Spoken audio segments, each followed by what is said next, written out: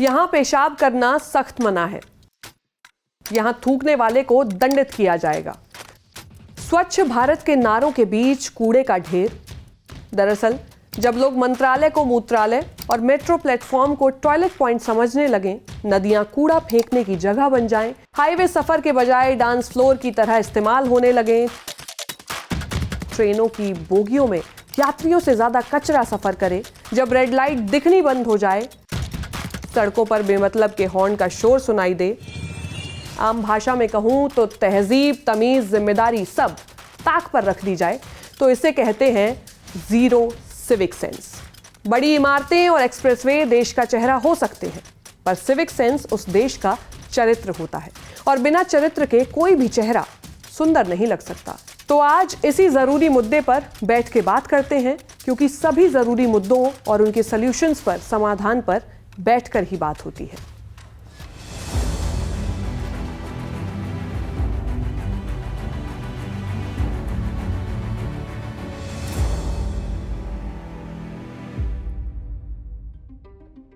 आजकल social media पर सबसे ज्यादा आप यही सिविक सेंस ही सुन रहे होंगे। हो सकता है आपको लगे कि बस इस पर और ज्ञान नहीं चाहिए, लेकिन असल में यही वो ज्ञान है जिसकी सबको सबसे ज्यादा जरूरत है, सिविक सेंस। सिविक सेंस ये शब्द रील्स पर वायरल इस वीडियो, दीवार पर गुटखा थूकने या सड़क पर कूड़ा फैलाने तक सीमित नहीं है। ये उससे कहीं गहरा और खूबसूरत एहसास है। सिविक लैटिन भाषा के सिविकस से आया है, जिसका अर्थ है नागरिक। अंग्रेजी शब्द सेंस का मतलब है समझ। जब दोनों शब्दों को जोड़ते हैं तो अर्थ निकलता है समाज, शहर, समुदाय के प्रति अपनी भूमिका और जिम्मेदारियों की गहरी समझ होना। आसान भाषा में कहूं तो सिविक सेंस का मतलब समाज में रहने का सही तरीका है। दरअसल ये कोई ऐसी किताब नहीं जिसे रटकर परीक्षा दी जाए, बल्कि ये तो जीने का वो सलीका और व्यवहार है जो हमें एक आवारा भीड़ से बदलकर सिविलाइज्ड सोसाइटी यानी सभ्य समाज बनाता है। लेकिन मौजूदा बहस को समझने से पहले आपको प्राचीन रोम की गलियों में लेकर चलते हैं, जहां एक सम्मान का जिक्र मिलता है, सिविक क्राउन। ये होता था ओक की पत्तियों से बना एक मुकुट, जिसे सबसे ज्यादा दुश्मन मारने वाले सैनिक को नहीं, बल्कि युद्ध के दौरान अपने साथी की जान बचाने वाले को दिया जाता था। रोम के लोगों का मानना था कि अपने समाज और समुदाय के लिए काम करना ही सबसे बड़ा सम्मान है। फ्रेंच डिप्लोमेट और फिलोसोफर एलेक्सी द टॉकविल ने डेमोक्रेसी इन अमेरिका बुक में सिविक सेंस को हैबिट्स ऑफ द हार्ट कहा है। उनका मानना है कि ये कानून से भी अधिक शक्तिशाली है। वैसे सही मायने में सिविक सेंस एक अनरिटन सोशल कॉन्ट्रैक्ट है। इसमें हम बिना किसी दस्तखत के ये मान लेते हैं कि अगर मैं चाहता या चाहती हूँ कि कोई मेरी नींद में शोर न मचाए, तो मैं भी किसी और की नींद खराब नहीं करूंगा। ये मैं से ऊपर उठकर हम के बारे में सोचने की कला है। लेकिन अचानक ये सिविक सेंस का राग क्यों? क्या वाकई में ये कोई इतनी बड़ी समस्या है जिस पर बैठकर बात की जाए? असल में यही वो सबसे बड़ा मुगालता है जिसमें हम जी रहे हैं। दरअसल हम लैक ऑफ सिविक सेंस की वजह से एक समाज के तौर पर फेल हो रहे हैं, और इसी वजह से आपकी और मेरी मेहनत की कमाई पर एक हिडन टैक्स लग रहा है, जिसका बिल हम हर दिन बिना जाने भर रहे हैं। सबसे पहले सबसे जरूरी मुद्दा, पब्लिक सैनिटेशन। जिन दीवारों पर बड़े बड़े अक्षरों में लिखा होता है यहाँ थूकना मना है, अक्सर वही दीवारें गुटखा और पान की केसर या पिचकारियों से सजी होती हैं। शायद कुछ लोगों ने जहां तहां थूकने को अपना जन्म सिद्ध अधिकार मान लिया है। असल में ये सिर्फ बदतमीजी नहीं, बल्कि इससे हमारी अर्थव्यवस्था पर सीधी चोट पड़ती है। कैसे? भारतीय रेलवे हर साल गुटखा और पान के जिद्दी दागों को साफ करने के लिए 1200 करोड़ रुपए खर्च करती है। सोचिए, ये पैसा आपकी मेहनत की कमाई का टैक्स है। रकम इतनी बड़ी है कि इससे हर साल 10 नई 16 कोच वाली वंदे भारत एक्सप्रेस ट्रेनें खरीदी जा सकती थी। हमारी सड़कों पर प्लास्टिक कचरे का करीब 40% हिस्सा अनकलेक्टेड है, यानी उसे उठाया नहीं गया। ये पब्लिक प्लेस पर ही सड़ता रहता है और फिर बीमारियां फैलती हैं। हमारी सरकार इसके पीछे की वजह नागरिकों को ही बताती है। उनका कहना है कि ऐसा इसलिए होता है क्योंकि लोग गीले और सूखे कचरे को अलग अलग यानी सोर्स सेग्रीगेशन नहीं करते। Ministry of housing and urban affairs के अनुसार देश में हर दिन उत्पन्न होने वाले कचरे का 72% हिस्सा सो कॉल्ड पढ़े लिखे लोगों के रहने वाले इलाकों यानी टियर 1 शहरों से आता है। दूसरा अहम फ्रंट है ट्रैफिक एंड रोड डिसिप्लिन। सड़क पर लेन तोड़ना, लाल बत्ती पार कर देना, रॉन्ग डायरेक्शन ड्राइविंग कुछ भारतीयों को अक्सर स्मार्टनेस लगती है। जो नियम मान ले वही बेचारा कहलाता है, लेकिन इसकी आर्थिक मार डरावनी है। दिल्ली, मुंबई और बेंगलुरु जैसे शहरों में लेन फॉलो नहीं करने, सिग्नल तोड़ने और ट्रैफिक जैम की वजह से हमारी इकोनॉमी को हर साल 1,47,000 करोड़ रुपए का नुकसान होता है। वॉशिंगटन डीसी की national academies of sciences, engineering and medicine की 2022 की एक रिसर्च है। उस रिसर्च के मुताबिक 45% भारतीय रेड लाइट होने के बावजूद सड़क पार करते हैं, मानो उन्हें कलर ब्लाइंडनेस की समस्या हो, जिस वजह से लाल रंग हरा दिखने लगा है। इसके अलावा जब सिविक सेंस हॉर्न के नीचे दबने लगता है तो जिंदगी जाम में फंस जाती है। टॉमटॉम ट्रैफिक इंडेक्स 2025 के अनुसार बेंगलुरु दुनिया का दूसरा सबसे भीड़भाड़ वाला शहर है, जहां एक यात्री साल में औसतन 168 घंटे यानी 168 आवर्स सिर्फ जाम में फंसा रहता है। वहीं बिना कारण हॉर्न बजाना कुछ लोगों का स्वभाव बन गया है। भारतीय महानगरों में नॉइज लेवल 70 to 85 डेसिबल तक पहुंच जाता है, जबकि WHO के अनुसार ये 55 dB से ज्यादा नहीं होना चाहिए। ये शोर केवल कान नहीं फाड़ता, बल्कि शांति से जीने के हमारे कॉन्स्टिट्यूशनल राइट्स को भी कुचलता है। ये सारे वही उदाहरण हैं जो मैं और आप रोजाना अपने आसपास देखते हैं। इन्हीं में एक है पब्लिक प्रॉपर्टी को नुकसान पहुंचाना। यही है वैंडलिज्म यानी तोड़फोड़ करने की मानसिकता। वंदे भारत जैसी मॉडर्न ट्रेनों पर पत्थरबाजी हमारी सोशल फेलियर का सबसे कठोर आईना बनती जा रही है। 2025 में जुलाई से दिसंबर के बीच भारतीय रेलवे में पत्थरबाजी के 1,698 मामले दर्ज किए गए, जिनमें से 665 लोगों को गिरफ्तार किया गया। केवल वंदे भारत ट्रेनों की बात करें तो पिछले 5 सालों में तोड़फोड़ के कारण रेलवे को 56 लाख रुपए का सीधा नुकसान हुआ है। ये पैसा रिपेयरिंग में जाता है जो डेवलपमेंट में लग सकता था। दरअसल हम वो समाज बनते जा रहे हैं जो नई सुविधाओं का स्वागत पत्थर मारकर करता है। इसके अलावा देश के कुछ लोगों का दीवारों को लेकर अलग ही प्रेम है। मानो नेशनल हेरिटेज साइट्स की दीवारें उन्हें इतिहास नहीं, प्यार का इजहार करने का कैनवस लगती हैं। कहीं नाम खुदे हैं, कहीं दिल बने हैं, और हर निशान के साथ किसी स्मारक की ऐतिहासिक और एस्थेटिक वैल्यू थोड़ी थोड़ी मिटती चली जाती है।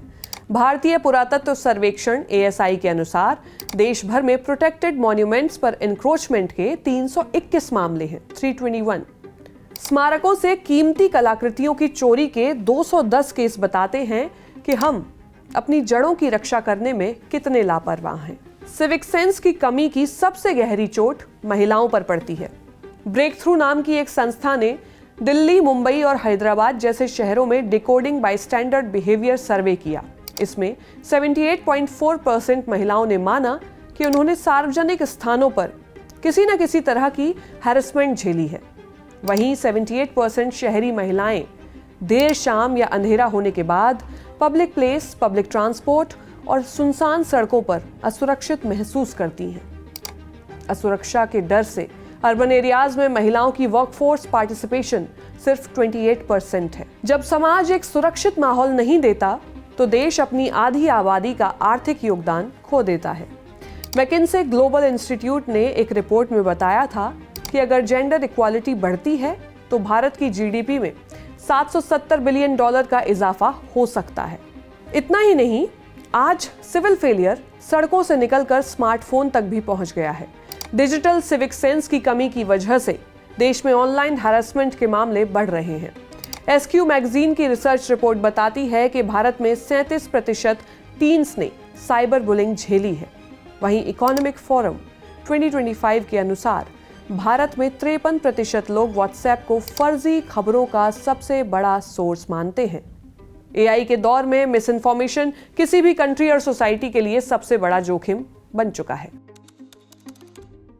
वास्तव में जब हम आज की ये गंदगी, डिसऑर्डर और बदहाली देखते हैं तो यकीन करना मुश्किल होता है कि हम उसी देश से हैं जो कभी दुनिया को सिविलाइजेशन यानी सभ्यता सिखाता था। फिर सवाल उठता है कि हमारा समाज आज सिविक सेंस के टेस्ट में फेल क्यों हो रहा है। इतिहास के पन्ने पलटें तो कहानी शुरू होती है आज से करीब 4500 साल पहले। जब दुनिया जंगलों में भटक रही थी, तब सिंधु घाटी सभ्यता के लोग ग्रिड सिस्टम पर बसे शहरों में रह रहे थे। मोहनजोदड़ो और हड़प्पा के नागरिकों में सिविक सेंस कूट कूट कर भरा था। खुदाई में मिले एविडेंस बताते हैं कि वहां की नालियां ढकी हुई थीं, सड़कों पर कूड़ेदान के लिए जगह थी और हर घर में एक प्राइवेट बाथरूम होता था। उस दौर में सफाई और नागरिक अनुशासन कोई कानून नहीं बल्कि एक आध्यात्मिक धर्म था, एक जिम्मेदारी थी, जरूरत थी। लंबे समय तक ये भावना बनी रही, लेकिन ब्रिटिश काल में आते आते सिविक इंडिफरेंस यानी नागरिक उदासीनता की गहरी खाई साफ दिखाई देने लगी। अंग्रेजों ने पब्लिक प्रॉपर्टीज जैसे रेलवे, सड़कों को सरकार या विदेशी शासक की संपत्ति बना दिया। यहीं से भारतीयों के मन में साइकोलॉजिकल डिटैचमेंट पैदा हुआ कि ये सड़क या पार्क मेरा नहीं, सरकार का है, तो इसकी फिक्र मैं क्यों करूं। फिर कुछ लोगों ने उसे गंदा या बर्बाद करना अपना हक समझ लिया। आजादी के 78 साल बाद भी शायद ये मानसिकता ज्यादा बदली नहीं है। दरअसल आज जब हम नियम तोड़ते हैं तो उसके पीछे कुछ साइकोलॉजिकल रीजंस काम करते हैं। कैसे, इसे समझते हैं। हम देखते हैं कि सड़क पर पहले से कूड़ा पड़ा है तो हमारा दिमाग कहता है सब फेंक रहे हैं तो मेरे एक रैपर से क्या ही हो जाएगा। फिलॉसफी की भाषा में इसे ब्रोकन विंडोज थियरी कहा जाता है। ये सोशल थियरी कहती है बिल्डिंग की एक खिड़की टूटी है और उसे ठीक नहीं किया गया तो कुछ दिनों बाद आप देखेंगे कि उस बिल्डिंग की सारी खिड़कियां टूट गई हैं। क्यों? क्योंकि एक टूटी खिड़की समाज को संदेश देती है कि यहाँ कोई देखरेख करने वाला नहीं है, यहाँ कुछ भी तोड़ा जा सकता है। यही वर्तमान में भी होता दिख रहा है। दरअसल अव्यवस्था ही और अधिक अव्यवस्था को जन्म देती है। वहीं बढ़ती आबादी और लिमिटेड रिसोर्सेज ने भारतीयों को एक सर्वाइवल मोड में धकेल दिया है। हमें लगता है कि अगर हम लाइन तोड़कर आगे नहीं बढ़ेंगे या धक्का नहीं मारेंगे तो हम पीछे रह जाएंगे। ये स्कैरसिटी माइंडसेट हमारी एम्पैथी को खत्म कर देता है। हमारे देश में एक बहुत बड़ी आबादी बुनियादी चीजों, रोजमर्रा की जिंदगी के लिए ही स्ट्रगल कर रही है। ऐसे में बड़ी समस्याएं या फिर सामाजिक मुद्दे उनके लिए अक्सर मायने नहीं रखते और ये सब ऐसे ही चलता चला जाता है। जब तक नगरपालिका कूड़ा नहीं उठाएगी मैं सड़क पर कचरा फेंकता रहूंगा। ये सोच वेट एंड वॉच सिंड्रोम की जड़ है। हम व्यवस्था सुधरने का इंतजार तो करते हैं लेकिन खुद उसका हिस्सा नहीं बनना चाहते। इसे मनोविज्ञान में डिफ्यूजन ऑफ रिस्पॉन्सिबिलिटी कहा जाता है। भीड़ में हर व्यक्ति यही सोचता है कि कोई और कदम उठाएगा या सरकार कुछ करेगी। लैक ऑफ ओनरशिप भी एक बड़ी वजह है। मेरा घर बनाम सरकार की सड़क, घरों की दहलीज के अंदर और बाहर की दुनिया में जमीन आसमान का फर्क होता है। हम अपने मंदिर जैसे घर को चमका कर रखते हैं पर घर का कूड़ा गली में फेंकने में संकोच नहीं करते। वजह, हम सार्वजनिक संपत्ति को अपनी नहीं बल्कि किसी और की या सरकार की मानते हैं। आजादी के 78 साल बाद भी हम ये नहीं समझ पाए हैं कि जिस बस का शीशा तोड़ रहे हैं या जिस पटरी पर हम थूक रहे हैं वो हमारे ही टैक्स के पैसों से बनी है। आखिर में एक जरूरी कारण है लैक ऑफ एनफोर्समेंट, यानी नियमों का डर खत्म होना। लोग नियमों को अनिवार्यता नहीं बल्कि सजेशंस मानने लगते हैं। ऐसा इसलिए है क्योंकि नियम तोड़ने का अंजाम या तो बहुत ढीला है या उसे जुगाड़ से टाला जा सकता है। जब सजा का डर खत्म होता है तो सिविक रिस्पॉन्सिबिलिटी भी गायब हो जाती है, क्योंकि यही लोग जब विदेश में जाते हैं तो वहां के कानूनों का डर नहीं भूलते। वो डर ही तो होता है जो उन्हें अपना कचरा साथ लेकर घूमने या सही जगह डिस्पोज करने की अक्ल देता है। जबकि यहाँ हम गाड़ी से रैपर्स बाहर फेंकने में बिल्कुल शर्म नहीं खाते। तहजीब की इसी कमी की मार हमारी नदियां, पहाड़, पानी, सड़कें और हम खुद झेल ही रहे हैं।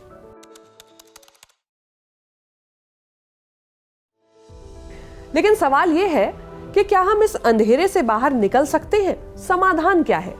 वैसे मोटा माटी समझ आ रहा है कि समस्या मानसिक वायरस की है तो इलाज भी शायद वैचारिक वैक्सीन से ही होगा।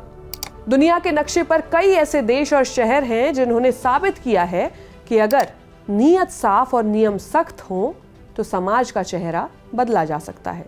सबसे बड़ा उदाहरण है जापान। यहाँ स्कूलों में कोई सफाई कर्मचारी नहीं होते। छोटे बच्चे खुद अपनी क्लास और टॉयलेट साफ करते हैं। इसे टोबान कात्सुडो कहा जाता है। इसका मकसद बच्चों को सफाई सिखाना नहीं बल्कि उनके भीतर कम्युनिटी रिस्पॉन्सिबिलिटी का बीज बोना है। जब बच्चा खुद अपना टॉयलेट साफ करता है तो वो बड़ा होकर कभी पब्लिक प्लेसेस को गंदा करने की सोच भी नहीं सकता। वहाँ सिविक सेंस कोई सब्जेक्ट नहीं बल्कि एक लाइफस्टाइल है। इस पर जापानी लेखक युताका ओकिहारा कहते हैं कि जापानी बच्चों को सिखाया जाता है कि कोई काम छोटा नहीं है और कॉमन प्रॉपर्टी की रक्षा करना सबका धर्म है। अफ्रीका का एक छोटा सा देश रवांडा, जो 1994 में सिविल वॉर में जल रहा था, लेकिन आज दुनिया के सबसे साफ देशों में गिना जाता है। वहां हर महीने के आखिरी शनिवार को उमुगांडा मनाया जाता है। इसका मतलब है एक साथ आना। 18 से 65 साल के हर नागरिक के लिए 3 घंटे कम्युनिटी सर्विस करना मैंडेटरी है। रवांडा में लोग मिलकर सड़कें साफ करते हैं। रवांडा ने साबित किया कि जब नागरिक हाथ मिलाते हैं तो सरकार के बिना भी राष्ट्र की तस्वीर बदल सकती है। बात सही है, जब घी सीधी उंगली से ना निकले तो उंगली टेढ़ी करनी ही पड़ती है। दुनिया में इसकी सबसे चर्चित मिसाल सिंगापुर है। सिंगापुर को फाइन सिटी यानी जुर्माने वाला शहर कहा जाता है। वहां थूकने या कूड़ा फेंकने पर भारी जुर्माना है। इसी का नतीजा है कि सड़कें साफ, नियम साफ और व्यवहार भी। लेकिन क्या समाधान देखने के लिए हमें हर बार विदेश ही जाना पड़ेगा? जवाब है नहीं। असल में हमारे अपने घर में भी कई मिसालें खड़ी हैं। आइजोल और इंदौर शहर ही देख लीजिए। मिजोरम की राजधानी आइजोल में गाड़ियां घंटों जाम में खड़ी रहती हैं, पर मजाल है कि कोई हॉर्न बजा दे। लोग सलीके से अपनी अपनी लेन में खड़े रहते हैं और दोपहिया वाहनों के लिए जगह छोड़ते हैं। यहाँ अनुशासन किसी पुलिस के डर से नहीं, बल्कि म्यूचुअल रिस्पेक्ट की संस्कृति से आता है। नतीजा ये है कि आइजोल को द साइलेंट सिटी भी कहते हैं। इंदौर का साफ और स्मार्ट मॉडल भी हमारे सामने है। सिस्टम ऐसा बना है कि 95% कचरे को 6 कैटेगरीज में, यानी 6 अलग अलग हिस्सों में, यानी सूखा, गीला, ई कचरा, प्लास्टिक, घरेलू, खतरनाक और बायोमेडिकल में अलग अलग किया जाता है। इससे कचरे का सही तरीके से निपटान हो पाता है और गंदगी नहीं फैलती।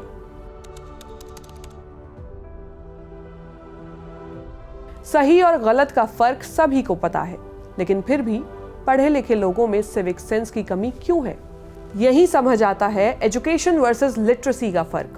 हकीकत यह है कि हमारी एजुकेशन सिस्टम में एकेडमिक एक्सीलेंस पर जोर है, लेकिन कैरेक्टर बिल्डिंग और सोशल एथिक्स पर नहीं। एक डिग्री धारक व्यक्ति का कार से कचरा फेंकना इस बात का सबसे बड़ा उदाहरण है। इंडिया टुडे ने 2025 में इंडियाज फर्स्ट सिविक सर्वे किया। इसमें कंपोजिट इंडेक्स में केरल पहले नंबर पर रहा। श्रेय वहां की हाई लिटरेसी को दिया गया। सर्वे में 85% लोगों ने कहा कि बिना टिकट सफर करना गलत है, लेकिन रेलवे के डेटा के अनुसार 2022-23 में टिकटलेस ट्रैवल के 3,500 करोड़ से भी ज्यादा मामले पकड़े गए, जिनसे 2260 करोड़ रुपए का जुर्माना वसूला गया।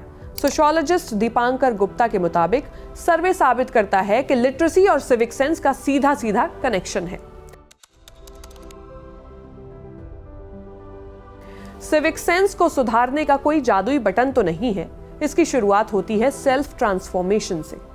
राष्ट्रपिता महात्मा गांधी की गुड़ वाली कहानी तो आपने पढ़ी ही होगी, जिसमें उन्होंने पहले खुद ज्यादा गुड़ खाने की आदत छोड़ी, फिर बच्चों को सलाह दी। हम चाहते तो हैं कि देश साफ हो, लेकिन हाथ में झाड़ू उठाने में शर्म आती है। चाहते हैं कि ट्रैफिक जाम ना हो, लेकिन मौका मिलते ही रॉन्ग साइड से गाड़ी निकाल लेते हैं। मुंशी प्रेमचंद की कहानी नमक का दरोगा का वंशीधर हमें सिविक इंटेग्रिटी सिखाता है। जब वंशीधर रिश्वत को ठुकराता है तो वो केवल अपनी ईमानदारी नहीं दिखाता, बल्कि समाज के प्रति अपनी सिविक ड्यूटी निभाता है। साहित्य भी हमें सिखाता है कि नियम तब तक नहीं सुधरेंगे जब तक इंटेंट यानी नीयत नहीं सुधरेगी। डॉक्टर APJ अब्दुल कलाम अक्सर एक कड़वा सवाल पूछते थे। आप कहते हैं कि नगर पालिका कचरा नहीं उठाती, रेलवे गंदी है, लेकिन आप खुद क्या करते हैं? दरअसल सॉल्यूशंस हमारे सामने हैं, हमें बस अपनी वेट एंड वॉच वाली मानसिकता को छोड़ना है।